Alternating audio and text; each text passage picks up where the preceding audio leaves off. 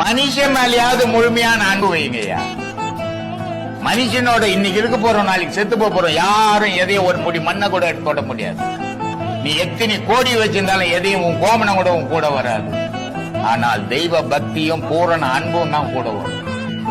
அதனால மனுஷங்கிட்ட பழகும் போது உண்மையா பழகுங்க, இல்லைன்னா அந்த பழக்கத்தை விட்டுடுங்க.